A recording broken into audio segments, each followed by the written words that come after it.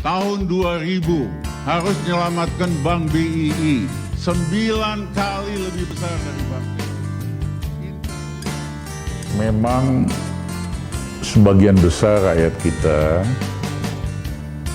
yang masuk kategori miskin atau nyaris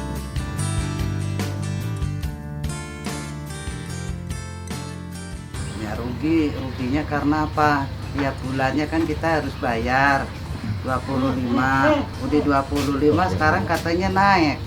Jadi saya yang untuk perpanjangnya bingung gitu loh. Kalau bisa ya pengennya yang gratis gitu loh.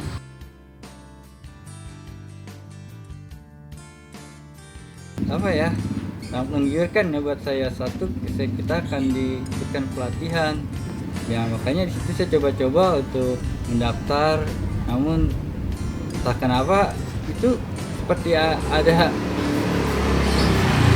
usia gitu yang dilihat, antara usia 25 ke bawah yang hanya lolos.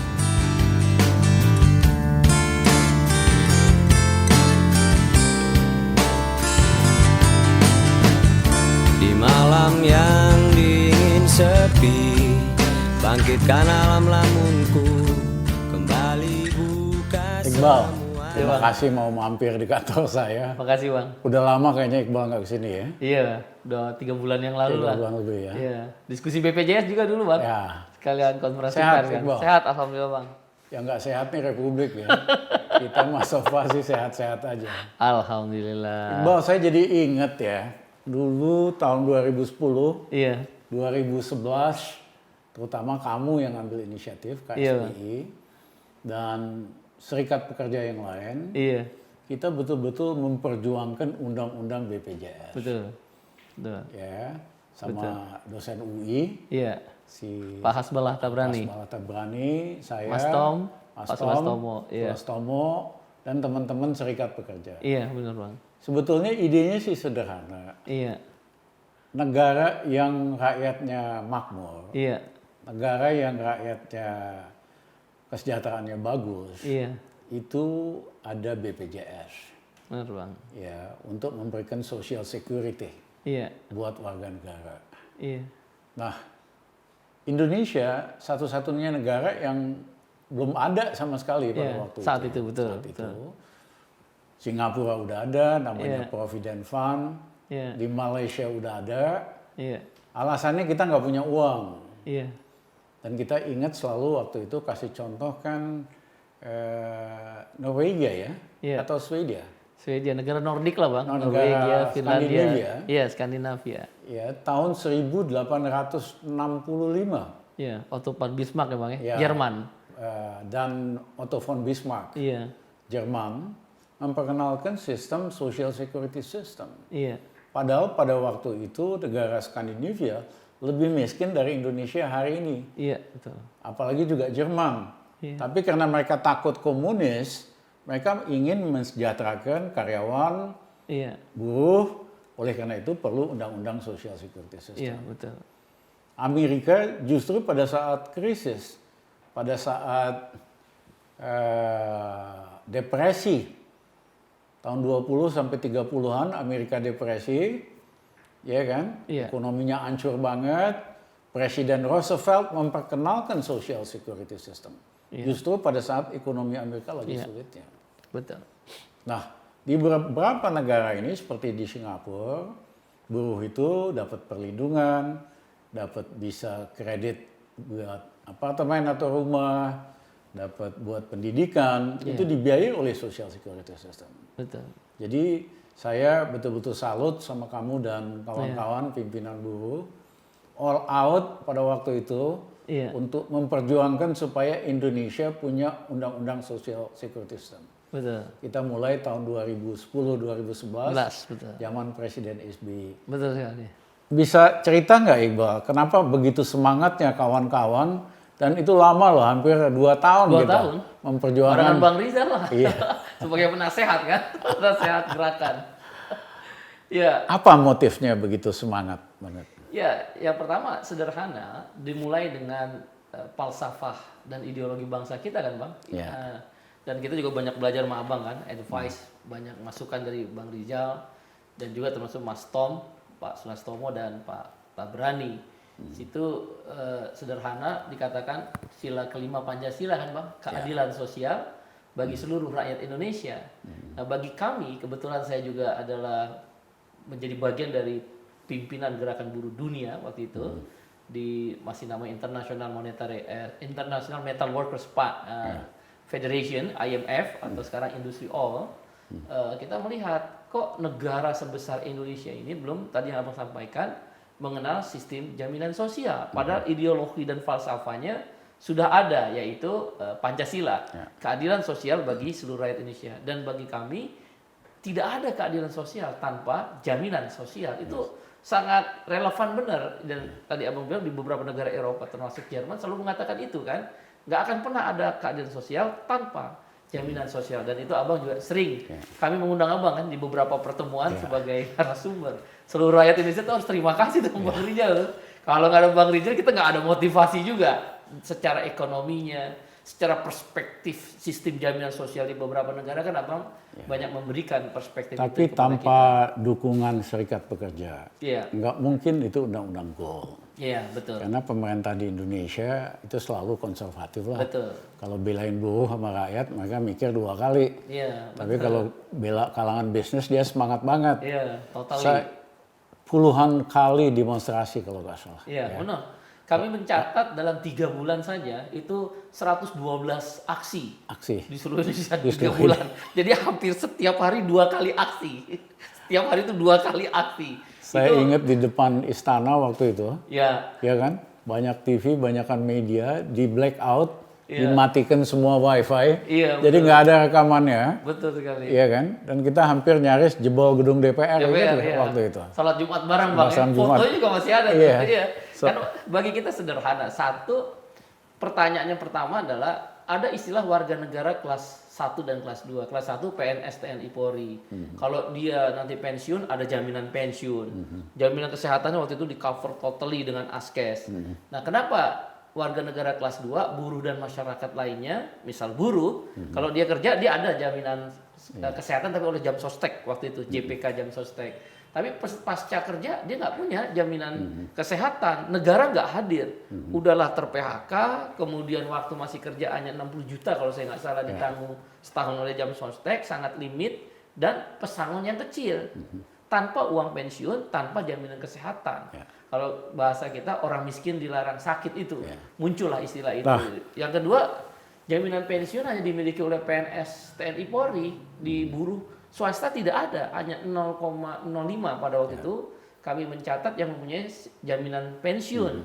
Berarti 99,95% buruh swasta tidak mempunyai jaminan pensiun. Nah, baru yang ketiga, kenapa orang miskin itu hanya ditanggung tergantung anggaran negara yang disebut dengan Jamkesmas.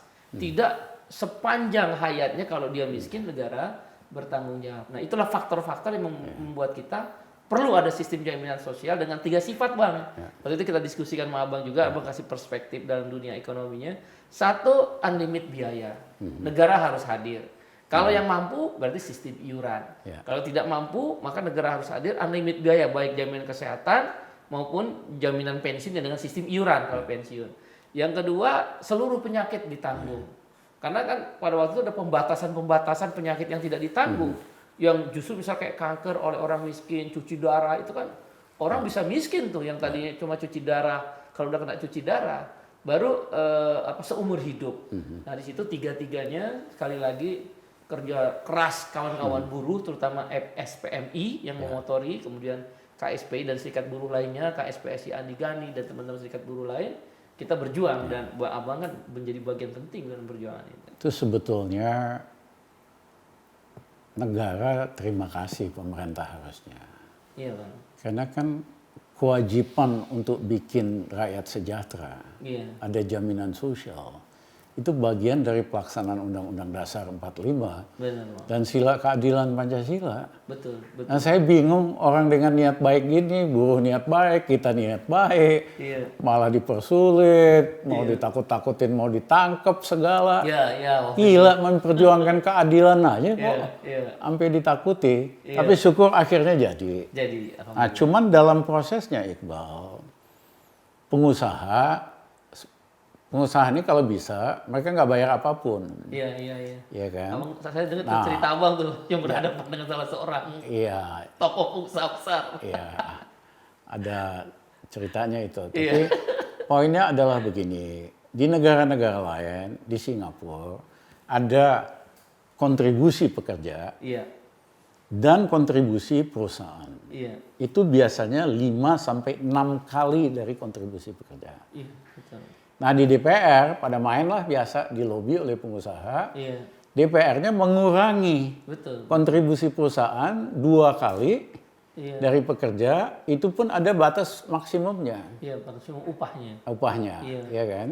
Jadi dari awal undang-undang yang niat baik itu yang kita perjuangkan dengan susah payah selama 2 tahun, Betul. sebetulnya dibengkokkan di DPR Benar, benar. oleh lobi pengusaha. Iya, iya. Ya, itulah kenapa yang kedua, modal awal yang diberikan oleh pemerintah SBY kecil sekali. Betul, betul. Tidak cukup modal awalnya itu. Benar.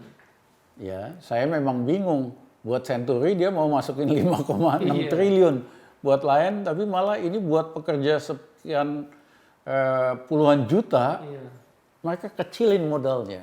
betul. Jadi akibat permainan di DPR dan pemerintah itu, Iya. dari awal memang BPJS ini udah didesain keropos. Iya, iya. Modal awalnya nggak cukup, iuran dari pengusaha kecil sekali. Betul. Nah tidak aneh dalam perjalanannya makin lama makin bermasalah. Benar, benar. Sebetulnya bisa dibenahi. Iya, Bang. Ya, dibenahi supaya iuran perusahaan dinaikkan. Iya, Ya, 3 sampai 4 kalinya. Kecuali kalau ekonomi lagi susah, kita turunin. Iya. Di negara lain gitu. Kalau ekonomi lagi susah, kontribusi perusahaan diturunin. Kalau lagi baik ekonomi, malah dinaikin. iya, Jadi kita bisa desain supaya BPJS ini tidak memiliki masalah keuangan. betul. Sustainable ya, Bang. Sustainable. Nah, yang kedua memang ada bagian dari rakyat kita yang tidak bekerja di sektor formal, Iya, yang juga miskin, Iya. yang tidak akan mampu membayar BPJS. Betul. Ya tugas negara buat ambil biaya ini harus dimasukkan ke dalam budget. betul. Nah, tapi seperti biasa masalah ini dibiarin terus makin lama kayak cancer, akhirnya makin besar. Iya, iya, defisitnya, Bang ya. Defisitnya BPJS kan besar sekali. Betul, 27 triliun. 27 triliun. Nah, solusinya pun kebanyakan parsial. Betul. Ya, di samping itu juga memang ada beberapa lah overcharging. Iya, Ada fraud Iya, dari iya. rumah sakit, dari dokter yang overcharging. moral hazard, Bang. Moral hazard. Nah, itu sebetulnya juga bisa diperbaiki. Betul, betul. Nah, yang ketiga itu yang menyedihkan adalah kalau rakyat biasa datang ke dokter mau pakai BPJS, dia mesti ngantri. Iya, iya, iya. Iya kan? Kadang-kadang Berjam-jam, Bang. berjam-jam sampai sore disuruh balik lagi besok. Iya, benar. Ini kan gila. Benar. Hari Orang ini tua. orang tua hari ini kan teknologi IT itu luar biasa, bisa ditebak, ya kan? Misalnya ada orang tua datang, ya masih ada 30 kan bisa dihitung, 30 lagi dia dikasih tahu nanti datang jam berapa. Iya, Jadi soal IT sederhana aja BPJS nggak, masih primitif lah. Iya. Nah, Iqbal hari ini kita lagi susah semua, Iya. ada pandemik, ada corona. Iya. Tiba-tiba pemerintah naikin lagi Iuran. tarif BPJS. Menurut Iqbal dan kawan-kawan buruh, gimana nih? Kok tega banget pemerintah naikin ini? Ya, kalau buruh kan memang sudah dipatok, Bang ya, karena persentase dari upah. 4% dibayar oleh pengusaha iurannya dari upah dan 1% dibayar oleh buruh dari upah. Nah, yang jadi persoalan, buruh kan tidak hidup dirinya sendiri. Dia ada orang tuanya. Dia juga punya saudaranya. Atau kalau buruh ter-PHK, dia kan juga membayar sendiri. Itu yang disebut dengan pekerja bukan penerima upah atau sistem iuran mandiri.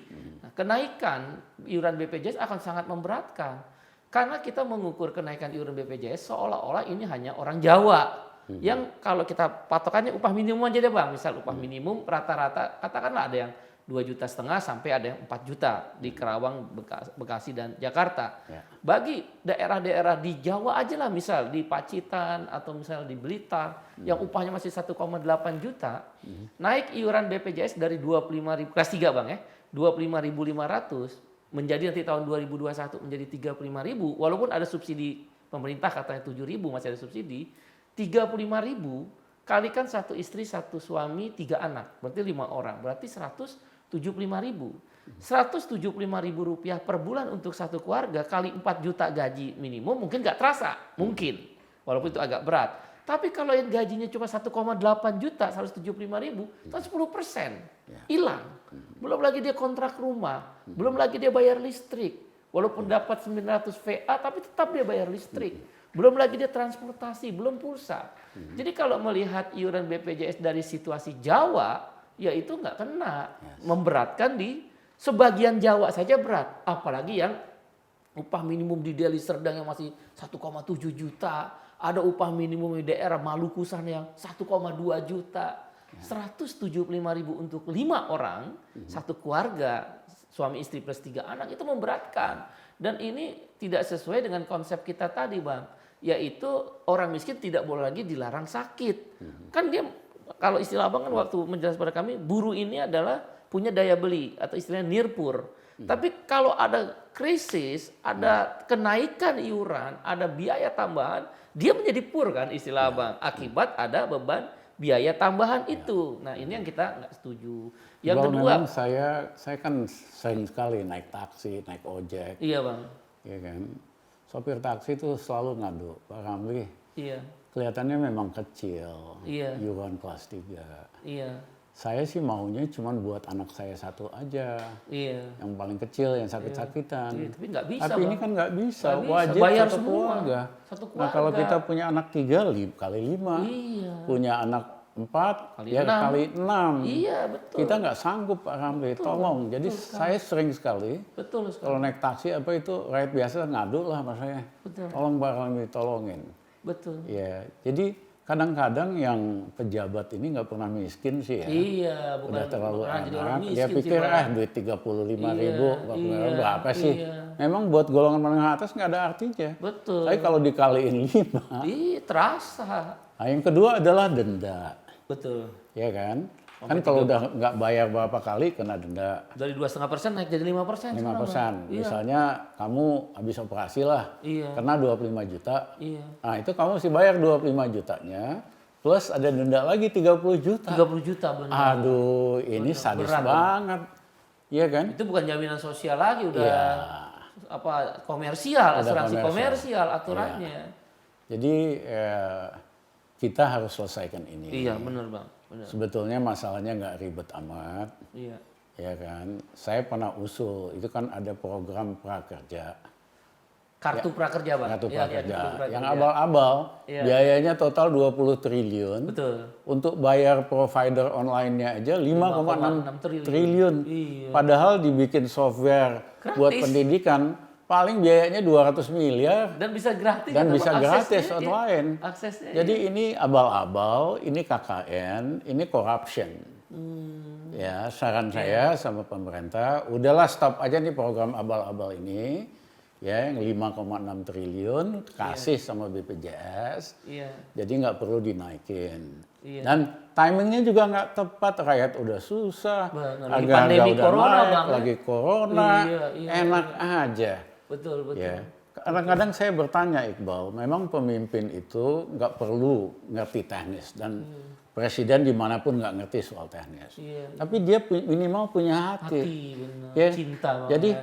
misalnya BPJS merugi, pasti anak buah bilang, Pak ini dinaikkan aja begini. Iya. Kalau presiden yang punya hati, dia bilang, saya nggak mau, pokoknya saya nggak mau, kamu pikirin caranya yang lain. Iya, iya. Saya ingat waktu Gus Dur dulu, angkat saya ketua Bulog. Iya. Gus tugas apa? Saya apa Gus? Pokoknya kamu bikin seneng hati petani. Bagaimana caranya? Saya nggak ngerti, itu urusan kamu. Jangan kamu bikin petani susah. Nah, kan jelas kan. Jadi kebijaksanaan yang merugikan petani kita nggak lakukan. Kebijaksanaan yang bikin seneng petani kita lakuin. Saya suka bingung sama Mas Jokowi, ya kan? Kok kayak nggak ada hatinya gitu loh. Iya kan? Kan bisa bilang, kamu kan pinter-pinter, ya menterinya, cariin dong jalannya. Masa bisanya cuma naikin, masa bisanya cuma ngutang, ya kan? Kreatif dikit kayak gitu loh. Nah pemimpin tuh cukup itu. Atau bukan Pak Harto lah, ya kan? Pak Harto itu kan selalu merasa dirinya anak petani. Dia yang penting petani juga happy supaya rakyat seneng. Jadi kalau ada menterinya yang ngaco-ngaco ngerugiin petani, dia sikat. Jadi saya bertanya, Pak Jokowi mungkin secara teknis ya nggak menguasain masalah, apalagi angka-angka. Tapi masa nggak punya hati juga? Saya berharap sebaliknya lah. Mudah-mudahan dari kasus ini dia punya hati. Dia minimal selalu kan dari kalangan miskin, dari kalangan rakyat biasa. Harusnya kan, aduh, kira-kira saudara-saudara saya yang miskin, iya kan? Gimana? Tapi ngomong-ngomong Iqbal, saya senang dengan asuransi kesehatan. Sama juga waktu saya jadi mahasiswa di ITB, tahun 73, saya deputi ketua Dewan Mahasiswa tahun 1977. Di ITB Bang ya? Di ITB. Waktu itu kan di ITB banyak mahasiswa miskin. Nggak mampu ke dokter, ke rumah sakit. Ah, kita langsung waktu itu Dewan Mahasiswa ambil bikin sistem asuransi kesehatan mahasiswa. Pertama kali di seluruh Indonesia. Oh, gitu ya. Iya kan? Kan jatuhnya murah. Karena Kita kolektif minta gedung dari ITB buat kliniknya, dokternya kita bayar, cari obat yang murah, ya kan? Mahasiswa bayar per mahasiswa. Jadi murah banget.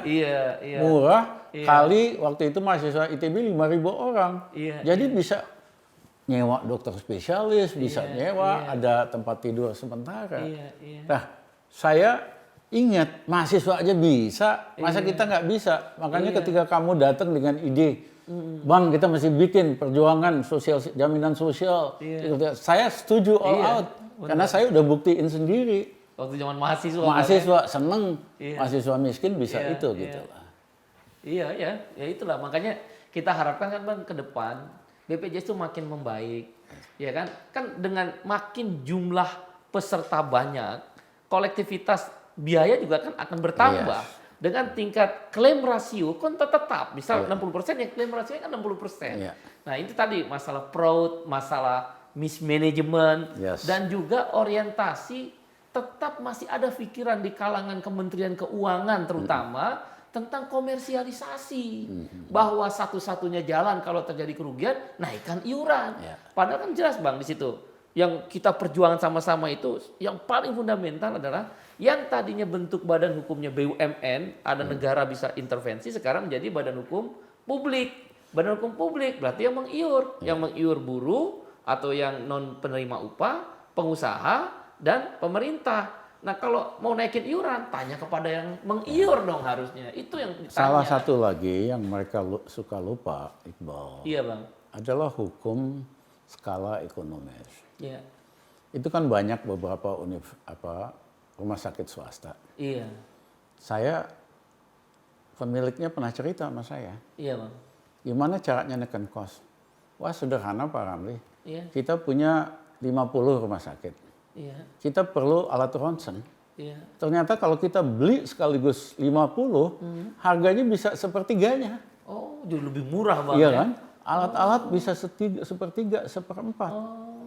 Iya kan? Iya. Nah, tetapi terbalik sama rumah sakit pemerintah. Iya. Karena korupsi, kebiasaan korupsi, Makin ya bukannya makin murah, malah naik 2 kalinya.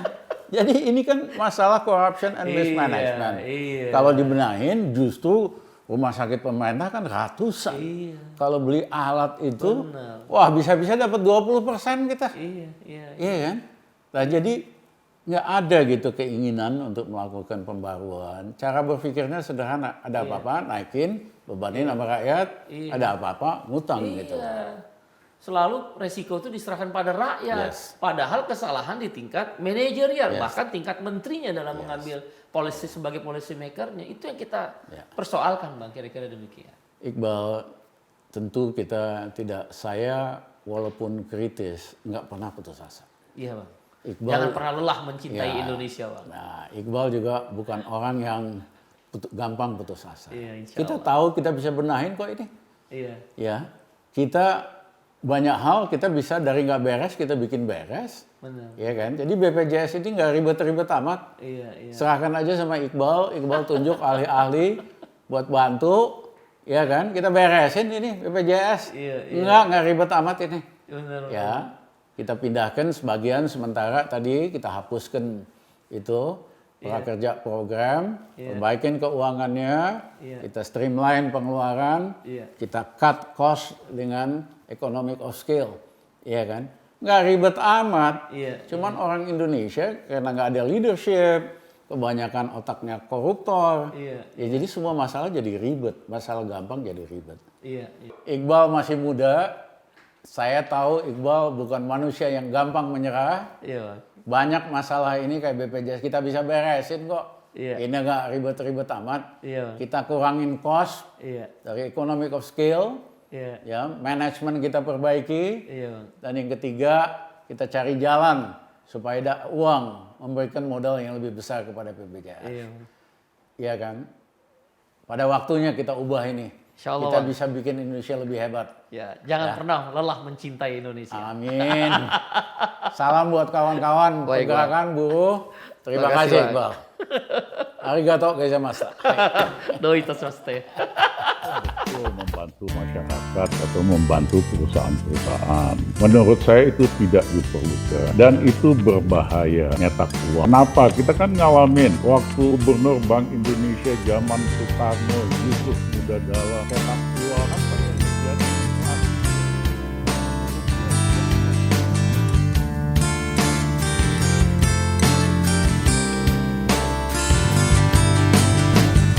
Di malam yang dingin sepi, bangkitkan alam lamunku, kembali buka semua kenangan bersama, cerita dulu yang ada, tiada penyesalan, walau hanya persinggahan, bukan yang diharapkan.